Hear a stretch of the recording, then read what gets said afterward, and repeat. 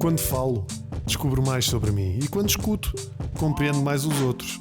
Mas quer abra a boca ou preste atenção, tenho cada vez mais a certeza de que somos todos malucos.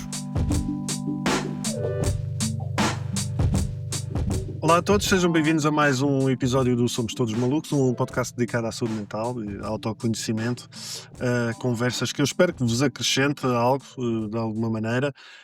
É um podcast observador, nos últimos meses, esta nova temporada, portanto vocês podem encontrá-lo exatamente no Observador, no YouTube, todas as semanas, Spotify, iTunes, todas as plataformas de áudio.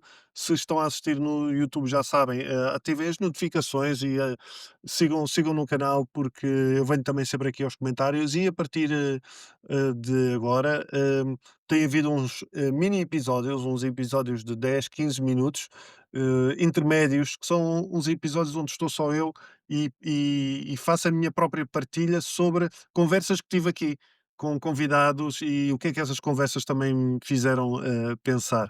Espero que desfrutem também desses episódios. Os convidados de hoje, um deles já cá esteve várias vezes, tem um saco de cama aqui ao lado do estúdio, o João Carlos Melo, o doutor João Carlos Melo, psiquiatra.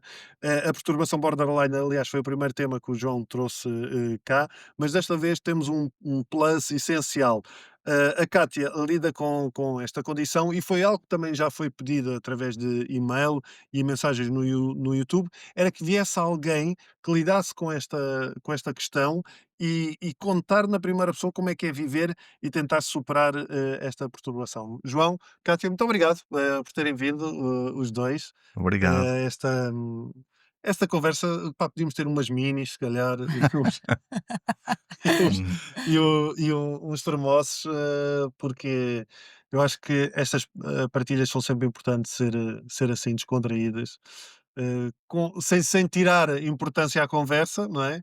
Mas também não é necessário pôr-lhe mais peso, Claro, não é, João? isso mesmo. Olha, João, tu estiveste cá da primeira vez e falaste sobre esta perturbação, mas convém se calhar relembrar para quem não tem muito bem a noção do que é, esta questão do borderline, o que é a perturbação borderline? Ok, ok. Pronto, obrigado. Olá, Raminhos. Olá, Cátia. Pronto, a perturbação borderline é uma doença pouco conhecida ainda, mas é muito frequente. É mais frequente do que aquilo que se pensa. Por exemplo, só para dar uma ideia, estima-se que em Portugal haja 200.000 pessoas, pelo menos, com perturbação borderline, enquanto que com esquizofrenia ou com doença bipolar são só 100.000, só em tráfego. Mas para se ver que realmente é muito frequente. E é muito grave porque provoca um grande sofrimento nas pessoas e grave também porque é um problema de saúde pública e 10% das pessoas acaba por morrer de suicídio. Portanto, é muito grave mesmo. Assim, de uma maneira muito geral, consiste em quê? As pessoas têm uma hipersensibilidade fora do habitual, como se tivessem carne viva, sem pele. Portanto, tudo provoca sofrimento, dor. E a forma de lidar com isso não é muito ajustada. Porquê? Porque há uma desregulação das emoções, com crises de irritação, descontrole, raiva, às vezes, e depois também tem outras alterações como impulsividade, comportamentos autolesivos, a pessoa cortar-se, queimar-se, bater-se, etc., que visam, sobretudo, diminuir esse sofrimento. É quase como substituir o sofrimento. Sim, Exatamente. sim. Ok. Sim. Portanto, há alterações, da identidade, um vazio e um outro aspecto fundamental que são dificuldades, nas relações com as outras pessoas. Porquê? Por causa de angústias específicas que são, características, das pessoas em geral, são universais, todas as pessoas têm, mas que nas pessoas com perturbação borderline são mais graves, a angústia de separação, de abandono, de rejeição, e só, rapidamente, só para acabar esta introdução, digamos assim, há quem diga que a emoção mais forte, mais característica da perturbação borderline é a raiva. Mas, para mim, por aquilo que, enfim, por todas as pessoas que conheço, a emoção mais prevalecente, eu concordo com aquilo que a Cátia diz, enfim, penso que num futuro Sim. livro há de aparecer, Já me está a tirar aos que lobos, é: doutor. qual é a emoção mais forte? É o medo. Medo em geral, medo de muitas coisas, medo do abandono, mas não só. Ok. Mas pronto, de uma maneira geral, são estas. Só, antes de falarmos também com a Cátia, mas isto só estás à vontade para, estamos todos à vontade para interromperes, para ir para onde quiseres, mas há aqui uma coisa que eu estava a pensar é, uma pessoa com uma perturbação, com borderline, eh, essa desregulação é permanente ou é só em crises? Não, hum, geralmente há quer dizer, uma emoção de base ou um conjunto de emoções de base, de hipersensibilidade, de depressividade, que não é propriamente uma depressão clínica, mas há alturas em que as pessoas estão bem e há alturas em que, por causa precisamente da intensidade das emoções, as pessoas vivem as coisas com prazer, com gosto, com grande entusiasmo, por causa da desregulação das emoções. Mas depois essas outras alterações mais de descontrole é mais nas crises. Ou seja, será que se pode, muitas vezes haver um diagnóstico de ser, bipolar em vez de borderline? Acontece muito. Acontece muito, erradamente, porque não se faz bem o diagnóstico, mas também por outra razão, é porque às vezes coexistem. Ok. Há pessoas que têm as 2 doenças. Qual é o problema? É que muitos psiquiatras tendem uma pessoa que tenha as 2, os psiquiatras, de uma maneira geral, tendem a diagnosticar mais a doença bipolar, Porque é mais conhecida?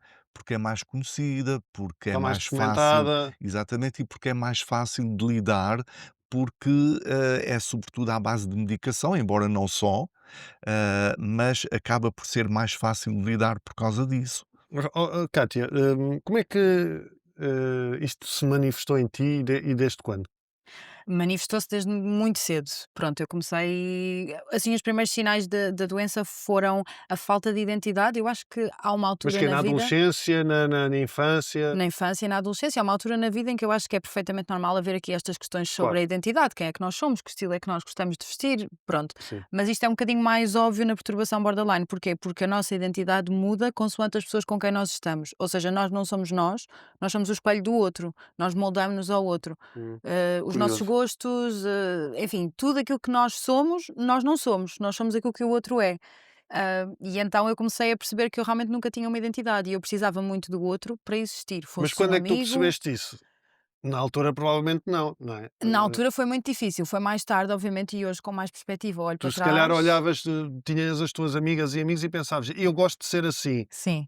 e andavas ou vestias-te e Sim, sim, sim, sim, sim. comportavas-te como eles. E tentava acima de tudo agradar para pertencer, porque havia sempre um grande sentimento de falta de pertença. É como se nós nunca encaixássemos no mundo, porque o mundo parece que não está feito para nós, pronto. Sim, E ok. então é uma tentativa constante de encaixar e de encontrar um lugar, porque nós nunca pertencemos. Há sempre um vazio existencial dentro de nós que não há nada. O que varia provavelmente para um adolescente normal é a intensidade então, Intensidade, duração e porque isso frequência, é eu isso que tu acho. estavas a dizer, eu também tive períodos em que Sim. agora sou metaleiro, Sim. agora sou o gajo do surf, quem é que sou eu? Sim, sim, Afinal, sim. não é? Mas não é uma coisa vivida com essa angústia. Não, é muito intenso. Eu lembro-me de ter rastas, ter crista, ser gótica, ser punk. Eu fui tudo. Foste isso Eu tudo! fui tudo. Eu fui tudo isso. Eu tenho pessoas que me pedem fotografias porque realmente olhar para mim hoje em dia, imaginar-me com uma crista aqui em cima é surreal. Mas realmente houve estas oscilações todas e elas eram vividas com muita intensidade. E depois, acima de tudo, as crises de raiva que também sempre foram muito fortes. Desde muito cedo, tinha muita angústia emocional e, portanto, a minha angústia era expressada através de crises de raiva e automutilação. Explosões intensas mesmo. Hum, E isso não era normal. pois, Pronto. quando é que a tua família se apercebeu disso? A minha família esteve sempre ciente.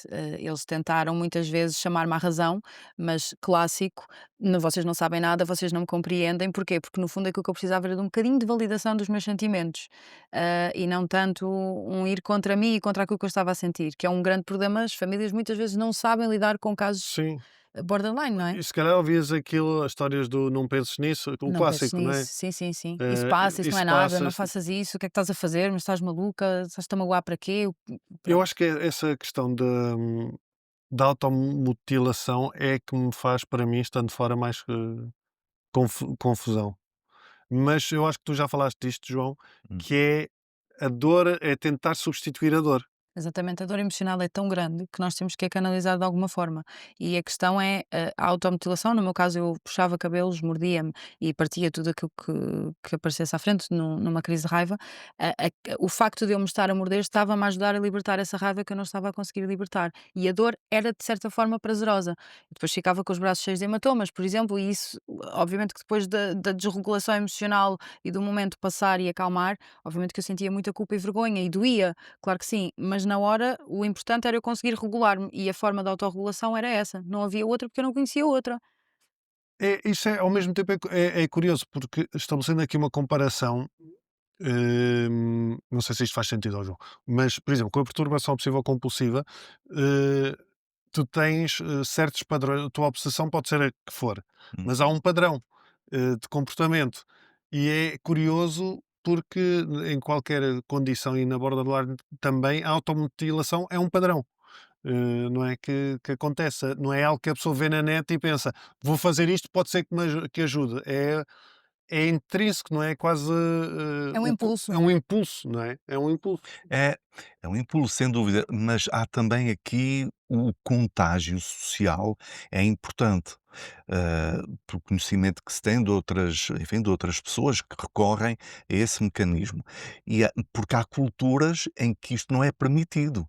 As pessoas podem fazer em privado, obviamente, mas não é permitido e as pessoas interiorizam isso e então, portanto, as autoagressões são feitas de outra maneira. Como Hã por exemplo, tens ideia? a pessoa bater em si própria de várias maneiras, enfim, chicotear-se, bater com a cabeça no chão, duro, coisas assim desse cortar-se, queimar-se, enfim, várias formas. Mas há aqui um ponto que é, ah, a principal motivação que as pessoas, vão percebendo é diminuir a dor que sentem, a dor, o sofrimento. E isso, as pessoas dizem que realmente resulta, embora transitoriamente a pessoa depois sinta-se mal, mas ali no momento, ajuda. Mas há pessoas em que há outras motivações, como por exemplo, que se podem juntar, uma coisa depois Sim. de, entre aspas, dá jeito à outra, que é a pessoa castigar-se, porque se sente culpada. Ok. Culpabilizar-se é uma forma de fazer mal a si própria, de uma forma masoquista, porque Ter sente aquela, que muito aquela ideia, és um idiota, és um parvo, não devias fazer isso, Acaba por assim. haver aqui um ciclo de emoções, não é? Porque Sim. há sempre um trigger, há sempre um gatilho que depois desperta uma data de emoções e sentimentos. Quais é que eram os teus gatilhos? Há tantos. Para uma pessoa com borderline, até uma simples mensagem não respondida pode ser um gatilho ou um cumprimento com alguém que nós conhecemos e com quem temos muita confiança. Se naquele dia a pessoa olha para nós de uma forma diferente, nós somos ótimos detetives, porque nós estamos constantemente a avaliar microexpressões e a fazer todo um filme na Ou nossa seja, cabeça. exato, é isso, ou tu entras no registro de porque é que ele não me respondeu? Porque é Exatamente. que, de certeza que não gosta de mim. É É logo a primeira associação que é feita. Porquê? Porque a perturbação borderline vem muito da questão dos traumas, na infância. Hum, a perturbação borderline, acima de tudo, reside aqui. Portanto, houve uma infância traumática, houve alguma negligência, algum abandono na infância e, portanto, para uma criança que vê, as suas figuras de apego não estarem presentes, nasce daí um adulto inseguro. sim, Portanto, inclusivamente o tipo de vinculação de uma pessoa com borderline é uma vinculação insegura, é um attachment inseguro. sim, é exato, Extremamente inseguro, extremamente ambivalente e, portanto, obsessivo. obsessivo quase. E, portanto, obviamente que se eu mando uma mensagem a dizer eu gosto muito de ti e a pessoa não me responde na hora ou no momento, no time frame que eu acho que é aceitável, a pessoa já não gosta de mim, já me abandonou, já arranjou outra. Depois entram os esforços frenéticos para tentar perceber o que é que se E depois passa, se a para pessoa te trazer a acalmar, pessoa. Se a pessoa me acalmar, tudo bem. Se a pessoa conseguir validar essa minha emoção e entender, é perfeito. A questão é que vamos lá ver, esta intensidade toda é muito mal recebida pelo outro e é difícil, não é? Não é fácil tu lidar com uma pessoa com por isso é que perturbação borderline. tu já disseste isso, que os psiquiatras, há uma parte dos psiquiatras que tem uma difícil ligação, em atender pessoas que tenham esta perturbação borderline. Sim, sim. Porque acham que é uma mania, que ou entendem que é uma condição, mas que é uma condição muito complicada. Podem entender que é uma condição e às vezes entendem que é uma condição, mas o que é mais difícil depois é lidar com essas situações. Como a Cátia estava a dizer, Porque depois isso depois passa-se para o psiquiatra também, não é? Porque claro, se tu, evidente. imagina se dizes algo que a pessoa não concorda, Isso essa mesmo. agressividade passa para ti. Claro, E ele claro. pensa: "Tenho mais que fazer". Pois. E isso é mais uma ferida no Mais sentimento uma de ferida? rejeição. Claro que sim. Pois, E pronto, o que é que seria isto que a Cátia disse, que é a validação. É o psiquiatra depois chegar ao pé da pessoa e dizer qualquer coisa como isto: "Hã, eu compreendo que esteja a reagir dessa maneira, porque realmente, de facto, eu agi mal, ou eu não estive atento, ou estava a pensar noutra coisa, ou não respondi como estava à espera". Basta isto, Uma basta questão de isto. gestão de expectativas do paciente, mesmo, por exemplo, se um sim. psiquiatra tiver que cancelar uma consulta, acho que a forma como isso é comunicado, sabendo que o paciente tem Não borderline, dizer apenas: "Eu hoje não posso". eu hoje não posso, porquê? A pessoa vai sentir-se culpada e vai começar a entrar em paranoia, mas não pode porquê? Já não gosta de mim, já meteu outra pessoa na minha vez, vai logo criar. A pessoa não tem. O psiquiatra e o psicólogo, obviamente, que não têm que justificar-se, não é? Não, eu acho Mas que, sim, Mas mas podem dar neste um caso bocadinho de tem. contexto. Podem dar um bocadinho de Sim, contexto e dizer: "Olha, infelizmente tive um imprevisto de saúde ou profissional", não têm que especificar o que é, "tive um imprevisto e não posso estar", mas aquilo que eles podem fazer não é só dizer: "Eu não posso" e acabou, é "não posso e a alternativa é esta", porque isto também dá uma sensação de segurança à pessoa com borderline, que, ok, a pessoa não pode, mas já arranjou, sim, um sim, não espaço para estás mim.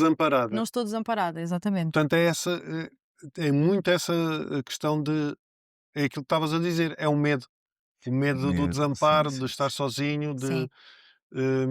mas, a Cátia, tu estavas a dizer que tem uma origem traumática. Tem uma origem só traumática ou pode ser genético também? Isso é um Porque ponto eu que já tive aqui uma, não sei se viste esse episódio, tive aqui uma colega minha que é bipolar e nós estávamos a falar dessa hipótese de haver, sim, Genética. a doença bipolar tem um componente genético muito importante, sem dúvida, mas a perturbação borderline também. Durante muitos anos, a ideia que havia é que a perturbação borderline é provocada por traumas de infância e atrás disso vinham outras coisas, nomeadamente que a mãe é má e por aí fora. Ahm, Quer dizer, na verdade, isso acontece muitas vezes, mas vamos pensar um bocadinho. Então, porque é que todas as pessoas que foram vítimas de negligência, exato, invalidação, não não têm tem Não tem borderline. borderline. borderline? É preciso que haja qualquer coisa de base. Essa qualquer coisa de base é o quê? Um componente genético que tem um peso, segundo se sabe agora, de 40 a 50%. O que a pessoa herda são, eh, características de familiares distintos. Por exemplo, a depressividade da avó, a impulsividade do pai, ah, Ok, portanto, curioso. o grau de dependência, a adição de outro familiar, por exemplo, e calhou ter o azar daquilo do ponto de vista da distribuição genética, se assim se pode dizer, ter calhado tudo naquela pessoa e às vezes não calha do ponto de vista genético num irmão No ou numa irmão, sim, irmã. sim. Mas no conjunto Agora de. exatamente. E portanto isto, como é que se manifesta na prática essa predisposição genética com o temperamento? Um temperamento específico que não há em mais nenhuma outra situação, que é aquilo que se chama um temperamento hiperbólico, ou seja, é uma hipersensibilidade, este sofrimento que a Cátia falou, mas não é só isso, porque as pessoas só hipersensíveis ficam magoadas, retraem-se, afastam-se. A Esta parte hipersensibilidade depois mais transposta para a raiva. exatamente. Um protesto, fazer ver aos outros que estão a provocar sofrimento, chamar a atenção dos outros que estão em sofrimento e querer arranjar soluções nos outros. E, portanto, se a pessoa tiver este temperamento de base, depois sim, com experiências muitas vezes Traumáticas. traumáticas ao longo da vida e não só na infância, mas a infância é É um marco importante, não é? importantíssimo, E acaba importantíssimo. por também haver alterações ao nível estrutural do cérebro depois Sim, disto tudo. sim. Acaba por, os estudos de imagem ajudam-nos muito hoje em em dia, e a nossa amígdala, e o Dr. João também explica isto Sim. muito bem no livro dele, Reféns das Próprias Emoções, que é um livro muito importante. A amígdala é altamente hiperativa, portanto, a amígdala é o responsável pela nossa opção de lutar ou fugir, não é? Exato. E a Fight or amígdala, flight. fight or flight, e a amígdala está constantemente a dar sinais ao nosso corpo de que uma situação é um perigo. Estar aqui para uma pessoa com borderline pode ser percebido como uma situação de perigo, por exemplo, uma coisa tão normal como isto. Depois ela, em conjunto com o hipocampo, que é responsável por armazenar as memórias, acaba por fazer aqui uma associação com as memórias traumáticas do passado, que o hipocampo também tem um tamanho mais reduzido, portanto, o hipocampo é responsável por fazer aqui a associação entre o momento presente e aquilo que aconteceu no passado. Que memórias é que existem associadas a estas emoções que estamos aqui a sentir hoje? E o córtex pré-frontal também não comunica muito bem com a amígdala porque Portanto, era substituir tudo. era substituir tudo, era abrir, É sempre tirar, ali, né? Tirar. porque isto está tudo a funcionar Pois. mal. A O verdade meu é essa. é, como eu te disse, Raminhos, a Cátia sabe muito e A fala Cátia muito podia ser bem. psiquiatra. Se me passarem o diploma, vou já. Mas tu estavas a falar e eu estava a pensar, como é que se cresce assim? Como é que se cresce? Eh, É não- instável, não é? Eu acho que eu olho para mim, eu tenho Tu uma tens visão. irmãos. Não, não, eu sou filha única. Eu olho para mim e eu tenho uma visão muito positiva sobre a perturbação, porque eu já fiz aqui um trabalho muito grande de integrar a perturbação naquilo que é a Cátia. Exato, Se bem que eu não me vejo, ou seja, há a Cátia e há a claro. perturbação. Tu não és a doença. Exatamente. E eu passo a vida a dizer isto, eu não sou uma doença com É pernas. como, eu procuro sempre dizer, eu não sou obsessivo ou compulsivo. Eu lido com questões relacionadas com a perturbação Temos ou eu tenho. Sim. dificuldades? Pá, Exatamente. eu não posso me definir, eu não sou isso. Eu sou muito mais do Uhum. que isso. Exatamente. E eu acho que é muito importante nós podermos passar essa mensagem porque há tantas pessoas a sofrer com condições de saúde mental que acabam por ter medo de falar porque há este estigma de que a pessoa é a sua doença e a pessoa não é a doença, a pessoa é pessoa e depois lida com questões. E efetivamente é muito difícil lidar com estas questões, mas eu tento ter uma visão positiva sobre elas porque dá para viver, dá para ser funcional e adaptativo num Pois, mundo. porque tu, é assim, tu cresceste e fizeste o teu caminho, Sim.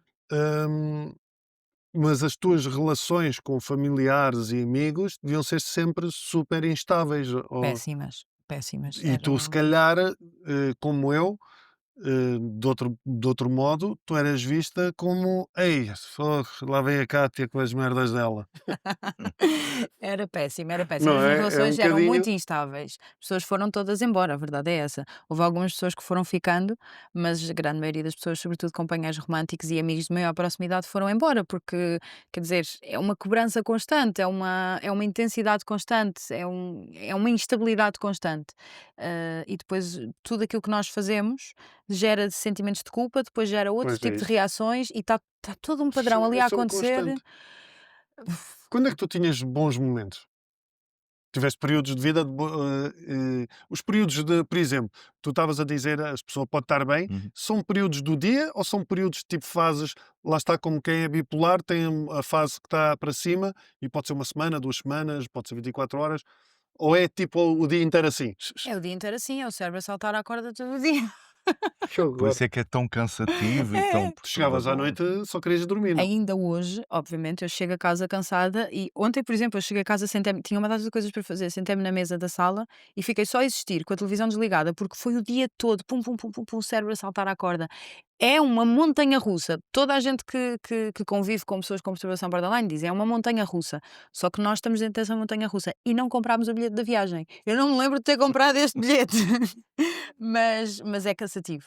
Mas também tem coisas boas, atenção, porque estes picos de energia, como o doutor estava a falar há pouco, nós temos sentimentos muito maus para baixo, mas também temos sentimentos muito bons para cima. Quando estamos felizes, estamos muito felizes. Só que isto também não é fácil de lidar para os outros, não é? É muito parecido realmente com a questão bipolar, É, só que durante um Sim. dia, não durante um é? dia inteiro. Porque Uma das características da perturbação borderline é a instabilidade do humor. Exatamente. Por isso é que às vezes também enfim, se confunde ou se associa. E acabamos também por ter estados, porque eu acho que há momentos em que estamos um bocadinho mais estáveis ao longo do tempo Uhum. e depois acaba por haver momentos em que estamos mais em crise e estamos ali mais em crise durante umas semanas, temos comportamentos mais psicóticos, mais neuróticos e acho que essa questão também pode gerar confusão quanto ao diagnóstico. essa questão que tu estavas a falar, essa hipersensibilidade, eu estou a tentar perceber o que é o que é isso? Como é que se sente isso? É quase como atirar água a ferver para cima de nós e queimar a pele. É não ter Mas é proteção uma nenhuma sensação emocional. física? É uma sensação É física? É físico, só é fogo interno, é mental? É tudo? é tudo interligado. Há um fogo interno que essa hipersensibilidade ao ponto de uma mensagem não respondida é um fogo que consome. A forma que eu arranjo para explicar é às vezes quando nós vemos nos filmes aqueles dragões que começam o fogo Tipo o aqui. Dragon Ball quando o Son Goku quando se Exatamente, transforma em super guerreiro, exatamente, exatamente. mas É para o isso mal. que começa a acontecer cá dentro. Começa uma bola de fogo a emergir, a emergir, a emergir e aquilo queima tudo, tudo, por dentro, por fora, tudo. É Ok. desafiante. Quando é que tu, começaste a ser ajudada? Não me recordo, honestamente, da idade, mas foi ali no início da idade adulta que eu comecei a fazer psicoterapia. Por tua opção ou dos teus pais? Os meus pais incentivaram-me a fazer psicoterapia, porque já estava. Até lá não fizeste nada. Como é que Até lá fiz, porque eu sempre fui uma pessoa, fiz por autorrecriação. Eu sempre fui uma pessoa que tinha noção que eu não era normal. Havia ali qualquer coisa que não estava a correr sim, muito bem, pronto, porque aquelas explosões de raiva, aquela instabilidade toda, aquilo não era normal, porque eu não via isso nas outras pessoas. Portanto, eu sabia que, além de não ser uma coisa adaptativa, era uma coisa que eu não queria para mim. Portanto, eu lia livros de autoajuda, tentei o budismo, tentei certo, tudo, eu tentei tudo. Pronto, sim. até que não funcionou, porque claro que sim, o budismo, a meditação, o mindfulness acabam por Epá, nos sim, ajudar. ajuda, mas Mas sozinho não chega, tanto que inclusivamente nós temos a terapia comportamental dialética que tem uma base muito grande no mindfulness e é uma ajuda incrível. Foi a terapia desenvolvida especificamente para ajudar casos de pessoas com perturbação borderline e outros semelhantes. Mas efetivamente só mindfulness não ajuda. Porquê? Porque precisamos de skills de tolerância ao stress e tudo e mais alguma coisa. Portanto, na verdade, quando eu comecei a fazer psicoterapia, eu já levava um caminho de autoconhecimento grande, mas ainda trazia muita instabilidade. e foi o psicoterapeuta que te diagnosticou, A minha psicóloga, houve um dia que eu me sentei com ela, eu estava-lhe a relatar uma relação e há um dia que eu lhe pergunto: "O que é que eu tenho?" E ela olha assim para mim e eu: "O que é que eu tenho? Passa-se alguma coisa? Eu tenho alguma coisa errada? Eu tenho algum problema?" E ela diz-me: "Pois", coça assim a cabeça, "a Cátia tem", pois não sabia como me dar a boa nova, não é? "A Cátia tem, pronto, tem traços de perturbação borderline, mas vamos fazer uma coisa, vamos e tu assim: pesquisar." "Como assim tenho outra vais Virei o fazer o quê? consultório. Vamos já embora". Virei o consultório todo. Não, porque eu estava mesmo interessada em saber se eu tinha alguma coisa, não é? Porque aquilo era tão Claro, condicionante que só explicava eu ter uma doença, uma condição sim. mental. Efetivamente, fui procurar ao doutor Google e tudo aquilo que havia sobre a perturbação era odioso, era Check, check, horrível. check Check, e check em tudo e sim, horrível, e eu sim, era a pior pessoa do mundo, o monstro, e enfim. sim. Então decidi não aceitar aquilo. Internamente, eu acho que a sociedade também nos impinge esta ideia de que pessoas com condições mentais são malucas, são perigosas, são más, que nunca vão conseguir ter uma vida adaptativa e Sim. normal. E, portanto, para mim também foi um bocadinho difícil, por conta deste contexto social, aceitar ter uma condição mental. Eu demorei muito tempo até aceitar. Claro que continuei sempre a fazer psicoterapia e autoconhecimento, livros de autoajuda, retiros espirituais, tudo aquilo que me aparecia, mas só quando lá está, só quando eu consegui fazer essa integração de a Kátia tem borderline, E agora vamos resolver isto? e agora vamos resolver, porque o borderline tem coisas muito boas. Esta questão da hipersensibilidade emocional e dos medos e dos esforços frenéticos para evitar o abandono são coisas que são más, sim, quando mal geridas, porque eu acho que se nós pegarmos nos nossos sintomas e os direcionarmos para um lado mais positivo, estas coisas podem ser muito, muito Mas isso boas. só o faz com consciência e com psicoterapia e com psiquiatria, Sim, provavelmente. claro que sim, claro que sim. Como é que se pode ajudar uma pessoa com borderline, João? Pois. Olha, uma das primeiras coisas é dizer à pessoa que a pessoa tem uma perturbação borderline. Porque é que muitas pessoas se queixam? Eu perguntei ao meu psiquiatra, perguntei ao meu psicólogo o que é que eu tenho e não dizem. Não dizem, eu costumo dizer por respeito, entre aspas, porque se na cabeça de uma pessoa tiver a ideia de que aquilo é uma coisa má, estão a insultar a pessoa se disserem que ela tem borderline. Então não dizem, fogem, tem uns traços Sim, e tal. E, portanto, isto é muito importante porque na maioria esmagadora dos casos é um alívio quando as pessoas sabem. E porque as pessoas antes tinham a ideia de que eram más, eram estranhas, qualquer coisa que não estava bem com sim. elas. Há uma explicação, desculpe Digo sim, interromper, sim, acaba por sim. haver uma explicação para tanto sofrimento e para Exato, tantas exato. Exato. atitudes E desajustadas. tu E é aquele momento em que tu fazes: "Ah, Lá está, o tal que eu falei Sim. há bocadinho, tentar constantemente encontrar o nosso lugar no mundo chega quando recebemos um Hum. diagnóstico. Sim, Às vezes pode ser mal recebido, mas eu acho que é muito importante Sim, dar o sem dúvida. diagnóstico. sim. Sendo uma doença grave, ao contrário das outras, esquizofrenia, doença bipolar, etc., esta, se não se fizer nada, melhora com a idade. Se não se fizer nenhum tratamento, tende a melhorar com a idade. Há gráficos, há estudos epidemiológicos que mostram isso. E Porquê? porquê é que mora? E Exato. porquê é que melhoram? Porque a biologia das pessoas vai mudando com o decorrer da vida e a impulsividade vai diminuindo, a reatividade fisiológica vai diminuindo e as pessoas aprendem a lidar com as situações e a Cátia é um bom exemplo, porque as pessoas não melhoram do nada, mesmo sem tratamento, não melhoram do nada. Melhoram porque querem Adaptam-se. melhorar e porque arranjam Pois, estratégias adaptam-se. para E melhorar. com o crescimento acabam por ganhar maturidade emocional, que é aquilo que falta muito à pessoa com perturbação borderline. A pessoa com perturbação borderline não tem qualquer skill de regulação emocional, não aprendeu a regular-se emocionalmente, porque ninguém a ensinou, ninguém a ajudou. E, portanto, com este passar da idade, a pessoa acaba por ganhar esta maturidade, não dizendo que a pessoa é Hum. imatura, não é nada disso, Sim, mas sim, sim, acaba sim, por sim, ganhar sim. esta maturidade emocional, por isso é que com a idade acaba por melhorar, que a pessoa, com o traquejo da vida, não é? Consegue aprender a gerir determinadas situações de uma E forma diferente. manifesta-se mais quando é que se manifesta? É na infância? É pode ser em qualquer momento da vida? Oficialmente, pelos sistemas de classificação, dizem que só a partir dos 18 Exato. anos, que é quando a personalidade já está mais bem estruturada, enfim, Sim. segundo dizem. Mas a verdade, porque há alguns sintomas e alguns comportamentos na puberdade, na adolescência, no início da adolescência, que são parecidos, são do mesmo tipo e depois resolvem-se e não evoluem com estas características todas.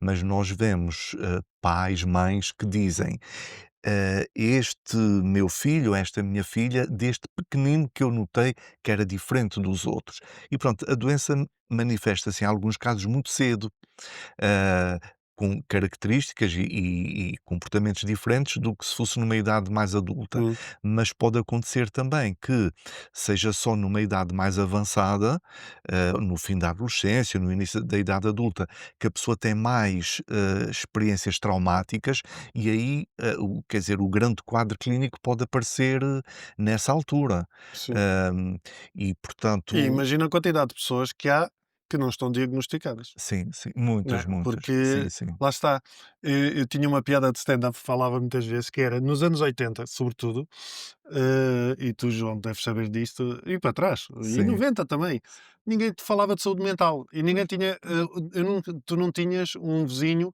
com borderline, era só uma besta. Eh Possuída pelo diabo. Sim, sim, sim, eu não tinha uma exatamente. perturbação obsessiva compulsiva, eu era o esquisitinho, o Pois, nojentinho, que era tinha assim que me tratavam em tinha casa. "Epá, deixa-te manias, não deixa-te é? das tu olha, lá está ele com as coisas dele".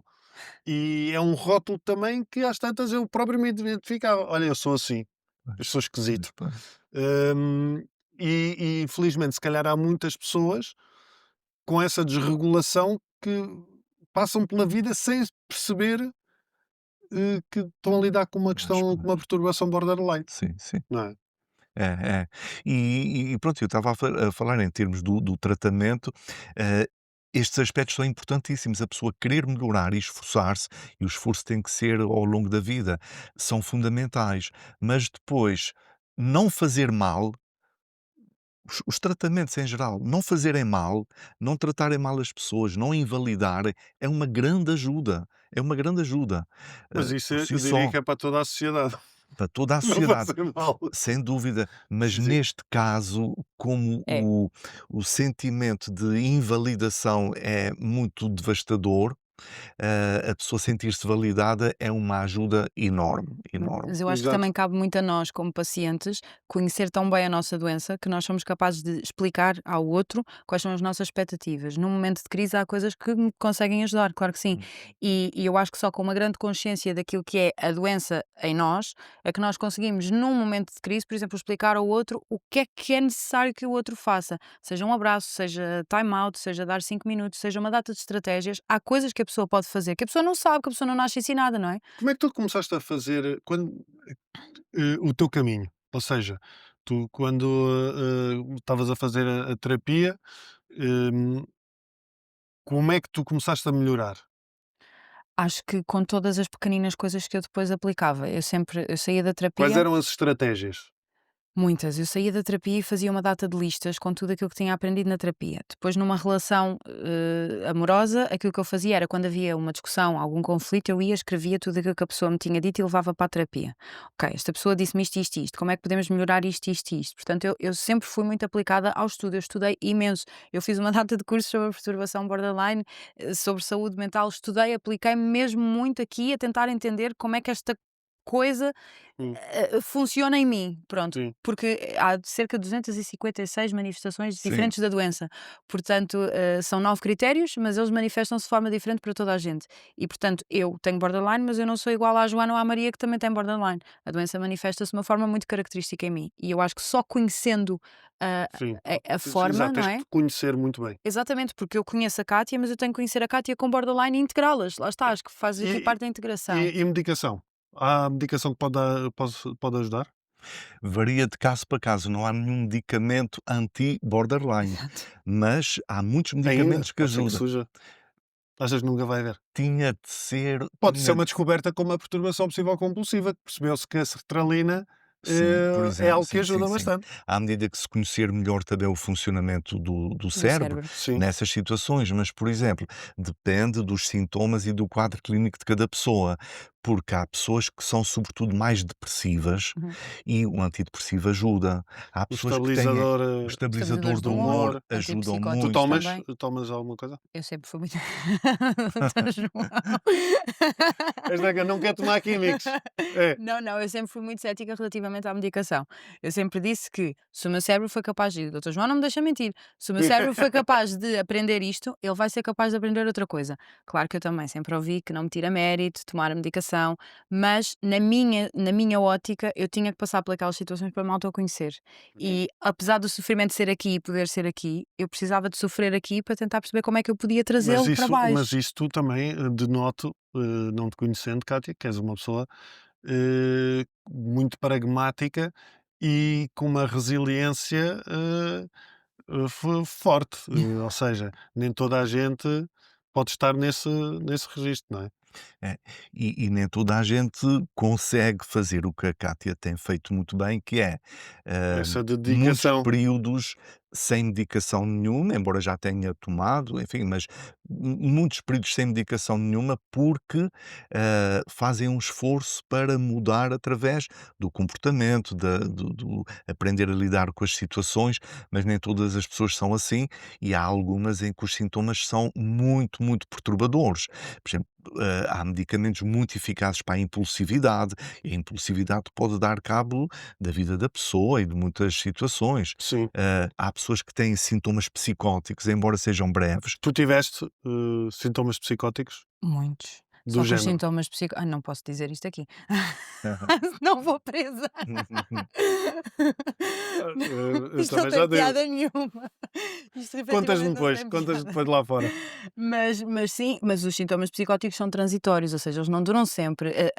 Os surtos psicóticos na perturbação borderline são sempre transitórios. Eles podem durar dias, horas, semanas, mas depois passa. Não é uma coisa que esteja constantemente a acontecer como num esquizofrénico. Sim, sim, E sim. a pessoa está consciente. O problema é mesmo esse, é que a pessoa está consciente que aquilo está a acontecer, mas não consegue sair dali. É como a cena bipolar. Sim, sim. Hum, já tive aqui pessoas que referem exatamente isso, que ela estar psicótica. Uma amiga que teve aqui, ela contou quando foi internada uma das vezes que se queria ir embora e que ela tinha noção que aquilo era psicótico, mas estava completamente funcional, e arranjou estratégia para se ir embora Pois. e fugir. E é isso é que deve ser. É péssimo, é péssimo. Eu lembro-me de estar em grandes crises psicóticas e de estar aos berros comigo dentro do carro, a bater no volante, a puxar os cabelos. Para, vai para casa, porque eu estava a fazer disparates. E eu tinha consciência que eu tinha que ir para casa, eu tinha consciência que aquilo estava a acontecer, mas eu já estava há horas naquilo. Eu começava a conduzir para casa, mas depois havia um impulso muito forte que me fazia voltar para trás e eu tinha que deixar aquilo correr. E era aí que depois me diziam, mas tens que tomar medicação. Eu fui aviar uma receita, nunca tomei um único comprimido.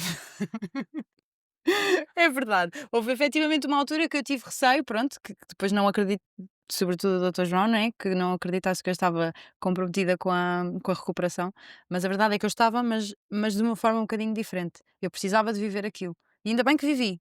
E como é que tu, como é que é um dia teu? Como é, porque, por exemplo, ok, tu estavas-me a contar essa história, por exemplo, do carro. Se tu hoje em dia sentes que algo do género está prestes a acontecer, como é que tu geres isso? Hoje em dia é muito fácil perceber que há determinados gatilhos que me podem efetivamente suscitar aqui um impulso. Ou seja, hoje em dia aquilo que acontece é que eu nem sequer chego ao surto psicótico.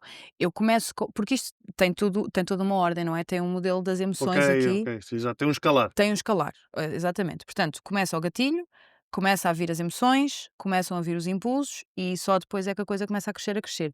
Quando vêm os gatilhos, as emoções e começo a ter ali a sensação dos impulsos, É aí a que tem coisa que para parar. por aí. Exatamente. Começa a usar todas as skills de DBT que eu já aprendi, mais algumas, distrações, o gelo, enfim, O tudo gelo, aquilo como que assim?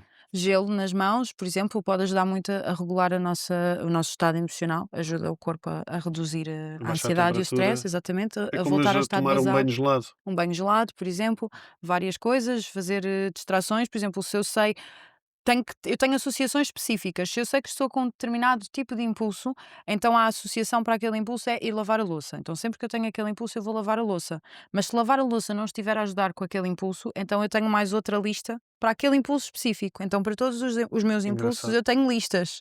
Isso é um processo de autoconhecimento muito grande. É. Encontro aí algumas semelhanças também com a perturbação obsessiva compulsiva. Eu denoto quando estou a ter determinados comportamentos que já estão aí, tipo deixar cair uma coisa no chão, agarrar e a seguir lavar as mãos, já não estou, já estou aqui e tenho que parar aí ou pouco depois daí. Ou se eu quiser ter esse comportamento, ok, tenho, mas tenho consciência que se vier o próximo eu já não vou poder fazer a mesma coisa, porque é um escalar. Exatamente. É um escalar de. Mas lá está, tu não se cura, ou cura-se? Tu dizes que é É, isso que tende a sim, sim, sim, sim. desaparecer, mas Sem tratamento, sem mas já há tratamento. tratamentos. E os tratamentos passa quê? Pela terapia cognitivo-comportamental? Dialética, Dialética. O que é isso? Tu há dialética. pouco tinhas dito dialética Eu e podia explicar, mas a Cátia explica a melhor, que doutora Cátia. Ai, doutor! Doutora sim, Cátia, sim, diga, sim. diga doutora Cátia. Então, Porque ela não só se ajuda a ela, como ajuda outras pessoas com estes skills da DBT, Sim. terapia dialética O comportamental. que é isso? opa! Então, a terapia dialética comportamental foi criada pela doutora Marsha Linehan, que sofreu na primeira pessoa com a perturbação borderline, um caso extremamente grave, e decidiu juntar aqui várias componentes de várias terapias, da terapia cognitivo-comportamental, do mindfulness, numa terapia que realmente abrange, isto explicado assim muito fácil, não é? Abrange todos Sim. os critérios e todos os sintomas da perturbação borderline. Portanto, vamos fazer aqui o mindfulness, que é estar no momento presente, viver com as nossas emoções, skills de tolerância ao stress. Portanto, todo aqui um conjunto Técnicas. de técnicas que funcionam para cada momento específico e cada sintoma específico da Esses pessoa 9 com passos, não perturbação. é 9, esses momentos que tu dizes que é o impulso, as emoções, etcétera. Sim, tem vários. O Model of Emotions também vem da terapia comportamental dialética. Eles ensinam muito bem como é que funciona o padrão das emoções, desde o momento em que há o gatilho até que há uma reação e até que volta outra vez, porque isto é sempre um padrão, não é? E é um tipo de terapia que só é para borderline ou que se aplica noutros Não, modelos, noutras questões? Para outros casos, eu também se acho que casos aplica. graves, sobretudo Sim. pessoas em situação de suicídio e automutilação graves, é Sim, sim, extremamente. sim, sim. E produção de stress Sim. pós-traumático, por exemplo. Mas é curioso, assim, rapidamente, a Cátia falou desta, mulher, Marsha Linehan, que aos 17 anos, tinha tentativas de suicídio gravíssimas, automutilações gravíssimas. Isto já passaram mais de Eu 50 acho que me anos. recordo dessa história. Ela Sim. tornou-se psicóloga exatamente por causa da sua questão borderline, Exatamente, não é? porque todo o tipo de tratamentos que havia na altura não resultaram. E ela é que inventou essas estratégias. Aquela do gelo, como a Cátia falou, mas existem centenas, na Centenas, sim, verdade. sim, há muitas, há muitas.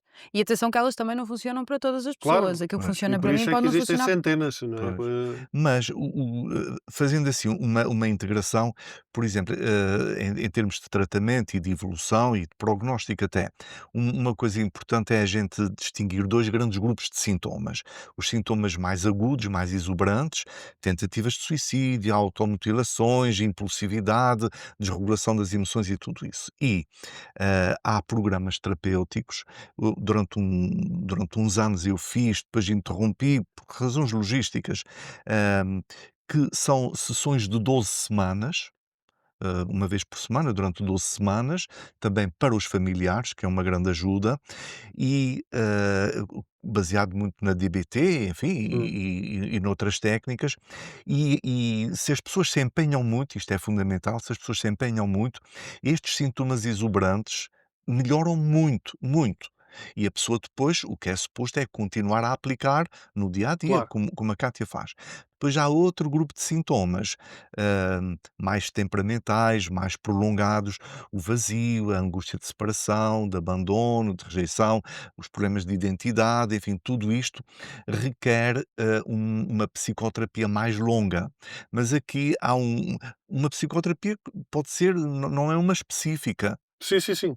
E a relação com o psicoterapeuta é fundamental, é importante que o psicoterapeuta tenha uma visão aberta das coisas e não muito sectarista. O objetivo é perceber como é que aquela pessoa é, como é Colocar, que funciona. colocar cá para fora, não é? Exatamente, e tratar aquela pessoa especificamente, enfim, é um trabalho conjunto e isso, pode ser durante anos, mas há aqui uma particularidade que é, o centro da vida da pessoa não deverá ser a terapia é um meio, Sim. o objetivo é a vida no dia a dia e a pessoa depois no seu dia a dia conseguir pôr em prática essas Pois, estratégias. isso é o que também já falámos aqui, o importante não é o que fazes dentro das consultas, é o que fazes fora das Sim, consultas, sim, sim, sim. não é? Exatamente, exatamente. E que E te levas para o teu depois, dia a dia. na prática, é importante que uma pessoa, mesmo que não fique com o mesmo terapeuta a vida toda, um terapeuta em que as coisas correram muito bem, que se conhecem muito bem, etc., mas em situações de crise pode ter um apoio, pelo menos tem aquela pessoa de referência, é fundamental. Mas o importante é a vida, a pessoa ter uma ocupação, investir nas relações e não ficar focada ali na terapia. E se calhar aquilo que a Cátia disse, que é aceitar-se, Sim, sim, não é? sim. Eu acho que isso é o mais importante, É não é? tu aceitares que, pronto, diz ter diabetes, É mas, isso. mas Eu é, debato-me com isso porque as pessoas normalizam a diabetes. Uma pessoa com diabetes tem então diabetes. estamos sempre a falar sobre isso. É, É. pá, Porquê é que podia não ser diabetes, normalizamos a doença mental, não é? podia ser diabetes. E ter que levar insulina todos os dias, às vezes, se calhar, tens que tomar um comprimido Sim, ou tens que fazer certas estratégias, não fazer determinadas coisas. É e exatamente. aprender a É. viver, Sim, Sim, exatamente. Não é nada fácil, não é fácil para nós, claro. não é fácil para quem convive connosco, mas eu acho que isto é tudo uma questão de crescimento e podemos crescer todos juntos, mesmo dentro daquilo que é a perturbação borderline. Portanto, as pessoas que estão connosco, à nossa volta, podem crescer connosco e ajudar-nos a ser melhores. Uma coisa curiosa é que a tua área é a música, não Sim. é? Sempre foi algo que tu quiseste e sentiste que isso te regulava? Muito, muito. Eu Pois. lembro-me perfeitamente às vezes de estar a ter crises e situações em casa e de ir pegar no instrumento e tocar e a coisa ficar bem. Porquê? Era quase como um dissociar programado. Dissociar é uma coisa que acontece, é um mecanismo de Era defesa do quase uma cérebro. meditação. Era uma meditação, exatamente. Eu pegava no instrumento e aquilo que Estavas acontecia à focada minha volta. naquilo, Exatamente. mas não entravas, tu tocas, relembra-me, Viola d'arco. viola d'arco. Mas não havia, no processo de aprendizagem, não havia frustração também, às Muita. vezes? Cheguei a tirar o instrumento ao chão várias vezes. Pois, era isso que eu estava a pensar. A coisa não estava a correr bem, eu estava a tocar, a passagem não estava a sair. Eu faço o mesmo, Toma. mas é com o comando da PlayStation, quando estou a jogar FIFA. Me Sim, sim, irrito. sim, sim. Básico, claro que Eh, aconteceu. a música também deve ter sido então muito importante para ti. Foi muito importante. Acho que no meio de toda a instabilidade, a música foi a única constante que eu tive. E isso foi muito importante para me dar um caminho e um propósito. Sim. Tens mais algo, como é que tu fazes a tua higiene mental hoje em dia? No sentido, portanto, tens o teu trabalho que é a música, que acaba também por ser, meditação ou uma área que é importante para ti, mas, por exemplo, fazes desporto, costumas ter momentos de parar do dia a dia, lês, escreves, whatever. O Sim, sim, que é que sim. tu fazes? Então, eu tenho 2 cães amorosos. Ok. Logo aí é uma terapia incrível. Pronto, eu saio muito para correr com eles e para passear com eles. A minha terapia, o meu autocuidado é mesmo aos fins de semana e todos os dias, quando tenho um bocadinho, agarrar nos cães, ir para o meio do nada, passear com eles. Acho que isso é super importante. Desporto, sim, eu corro. Ahm, Enfim, faço tanta coisa. Não Hum. sei, eu estou perdida porque eu faço efetivamente muita, muita coisa para, O teu para trabalho me enquanto manter. música é diário? Como é que funciona? Tens ensaios todos os Tenho ensaios dias? todos os dias. Tens um horário? Como é que funciona? Tenho, Tu eu tenho estás na orquestra concertos. de Cascais, não Sim, é? eu tenho concertos todas as semanas, todos os sábados. Às vezes não por questões de logística, por uma questão de não é o meu instrumento que está a tocar, pode ser, por exemplo, um quinteto de metais que está a tocar, nada de específico, mas às vezes posso não ter concertos por esta razão. Mas tenho concertos todas as semanas, ensaios todos os dias. Depois dos meus ensaios vou dar aulas para várias De música escolas também? de música, sim, artes performativas de música também. E pronto, e depois chego a casa e ainda tenho que gerir um projeto que eu criei precisamente no âmbito da Exatamente, perturbação borderline. que é a Associação Portuguesa, não é? Sim, da De perturbação Perturbação borderline. Borderline. Que foste tu a criadora, a presidente, CEO, A CEO, exatamente, a boss. mas que é algo recente, não é? Algo muito recente. Nasceu em julho de 2024, saiu a público em julho de 2024 e foi, ou seja, eu toda a vida sempre gostei muito de ajudar o outro. Isto também é uma forma de autorregulação emocional para pessoas com perturbação borderline. Pois, As pessoas acabam por dar muito aquilo que elas não tiveram. fazer voluntariado. Exatamente, fiz muito com pessoas em condição de sem-abrigo, enfim, e isso então fiz mesmo muito. Pessoas com paralisia cerebral, sempre fiz e sempre também no âmbito da música. E eu senti que fazia sentido, porque eu sempre gostei muito de ajudar e fazia todo sentido, mas não era bem aquilo. E quando decidi criar este projeto, cheguei a casa, literalmente, foi chegar a Sim, casa. E este sim, projeto faz, faz todo sentido, não é? sim, faz sentido. E lá está, até ao mesmo tempo acaba por ser estranho, não havia nada, não era? Não havia. Havia, mas não era enfim, da maneira como há esta associação. E realmente a Cátia, enfim, e outras pessoas têm feito um trabalho extraordinário Hum. nesta associação, de grande ajuda para muitas pessoas, enfim, por esse país fora, não é? Com perturbação borderline. E então tem sido uma ajuda, quer em termos de apoio, quer em termos logísticos e de psicoeducação, para muitas pessoas que sofrem de perturbação borderline. Hum,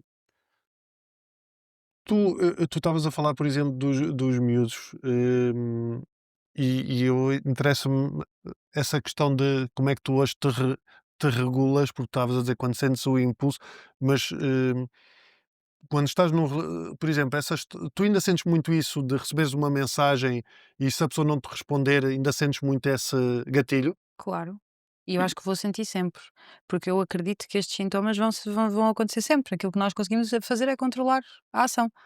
Ou seja, então agora quando tu recebes uma mensagem e ninguém te responde, o que é que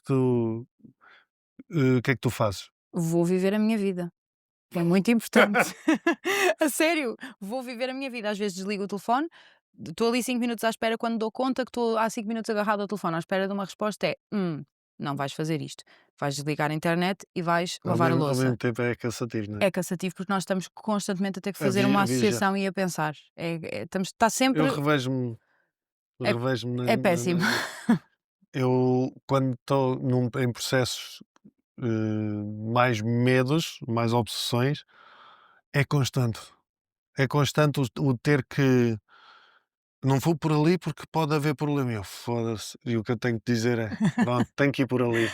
Mas às vezes é o oposto, a não mensagem, mas às vezes também somos nós que estamos a ser intensos. Eu dou-me por vezes, muitas vezes, conta de mim a ser muito intensa e é: "Kátia, para, já estás há 1 hora non-stop, não, vai fazer qualquer Às vezes, coisa."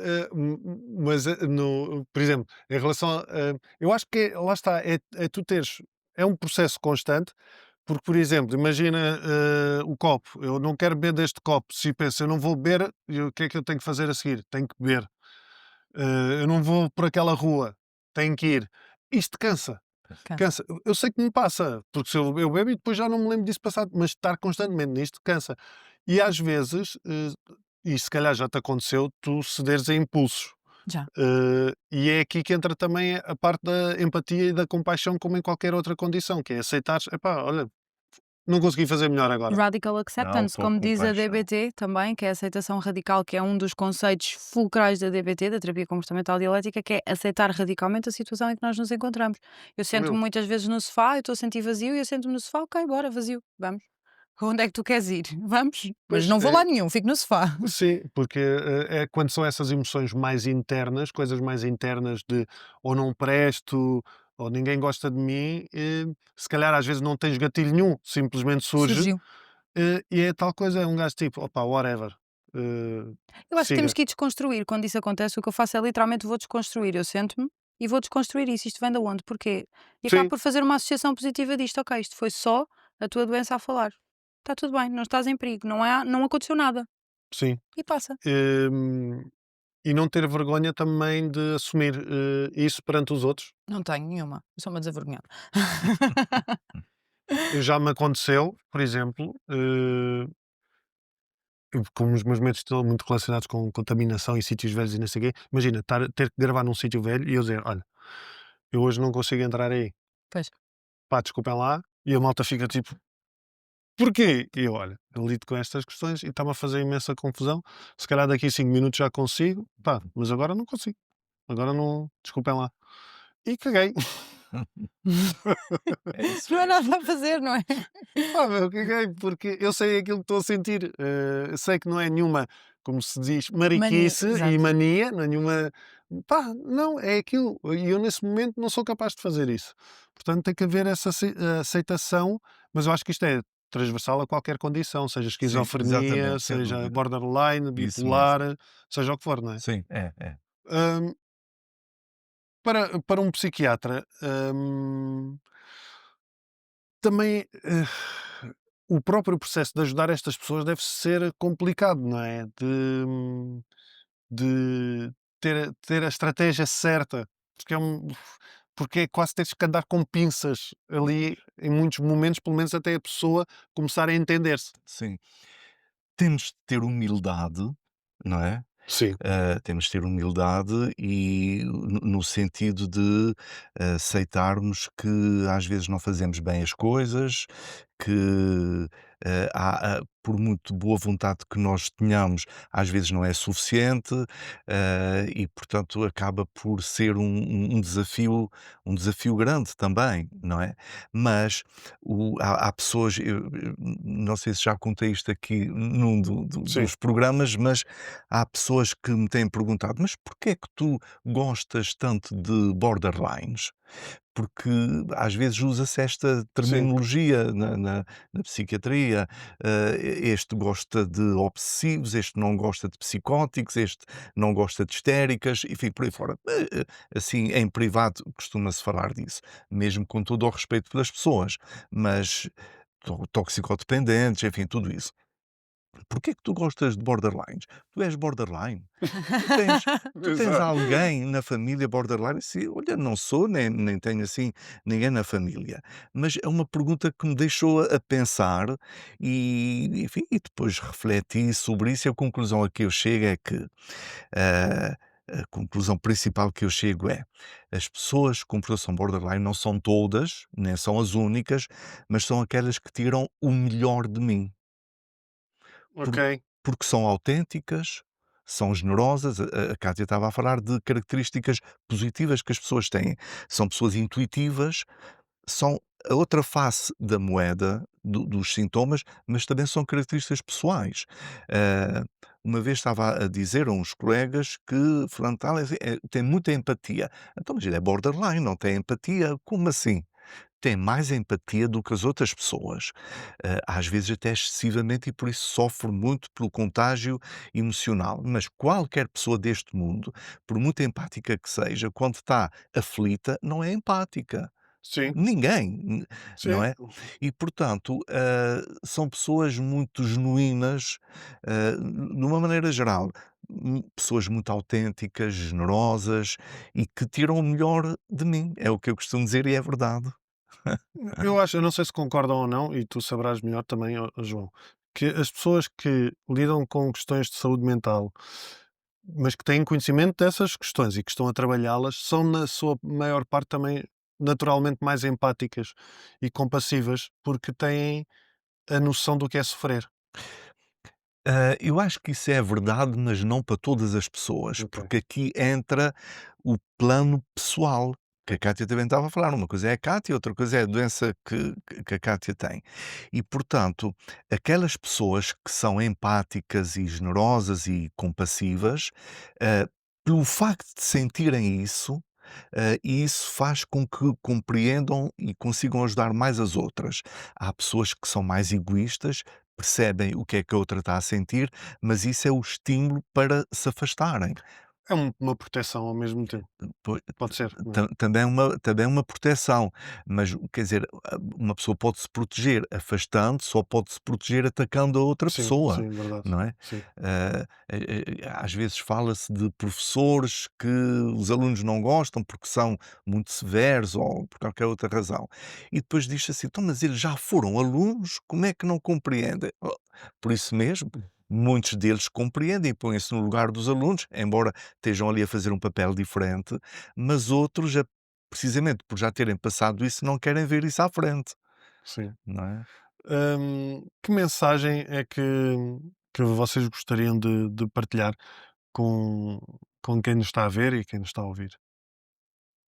Olha, eu, quero dar enfim, agradecer-te e quero dar a Cátia como exemplo, de uma pessoa que, mesmo com uma situação muito Aceita, Kátia, difícil. aceita só. Sim, sim. Aceita só. Aceitar Mesmo com uma aceitação radical. situação muito difícil, tem lutado muito, mostra muito bem, mostrou muito bem aqui o que é a pessoa, na primeira pessoa, viver esta doença por dentro e, neste caso também já falamos há pouco, o bem que ela está a fazer a muitas outras pessoas. Pessoas amigas que, enfim, que eu até tenho conhecimento, mas com esta associação, APPB ponto borderline. É assim, não é? É isso no Instagram. APPB ponto borderline. No Instagram, sim. Obrigada, E doutor. tu, Kátia? Primeiro agradecer imenso estar aqui, não é? E ao doutor João por ter aceitado esta loucura, que ele já sabe que eu sou maluca e aceitou isto. Ah, Somos todos. somos Eu estou todos, sempre a arranjar exatamente. também desculpa para vir cá. Estava sempre a mandar mensagens. Olha, não queres falar disto? Não queres... E eu agradeço, João, porque Sim, sabes sim. que eu gosto muito destes temas e acho que faz sentido abordarmos estas Ok, questões. obrigado. Faz, sim. E acima de tudo eu gostava de deixar para os pacientes, não é? E para as famílias, que isto não é um bicho de sete cabeças, é possível recuperar, sim senhora. E eu acho que nós somos, aquilo que eu quero deixar mesmo bem assente é que nós somos pessoas antes de ser doença. Sim. E eu acho que para os pacientes é muito importante lembrarmos disto. Há esperança, podemos recuperar e cá estamos. Hum, e quem está a ver e ouvir e de alguma maneira se está a identificar com aquilo que a Kátia disse ou algum familiar, não, não peca por excesso se for procurar ajuda e conversar com um psicólogo ou com um psiquiatra, porque eu sempre defendi que eu acho que todos nós devíamos ir ao psicólogo sempre. E não precisa ter uma condição de saúde mental, Claro. porque é uma outra perspectiva de alguém sobre a nossa vida, de uma pessoa que não nos conhece e que pode abrir muitas reflexões. Muito obrigado aos dois por terem Obrigada. Obrigado. vindo, Cátia, João. Quanto a vocês, já sabem, continuem a acompanhar o podcast. No YouTube, venham aos comentários, hum, deixem a vossa mensagem. Eu venho aqui falar convosco. Estamos no Spotify, iTunes, todas as plataformas de podcast e é um podcast Observador. Portanto, na página do Observador tem a página do Somos Todos Malucos e tem lá todos os episódios, inclusivamente os episódios novos intermédios, que são episódios de 10 minutos, onde eu abordo 10, 15 minutos, onde eu falo dos outros convidados que já passaram por aqui, de episódios que me fizeram sentido, do que é que me fizeram pensar, e também que é um modo de revisitar esses episódios e também vos despertar a curiosidade para ir ouvir essas conversas. Muito obrigado e até para a semana. Isso é 60 € a cada um. Pagam. Quando falo, descubro mais sobre mim e quando escuto, compreendo mais os outros. Mas quer abra a boca ou preste atenção, tenho cada vez mais a certeza de que somos todos malucos.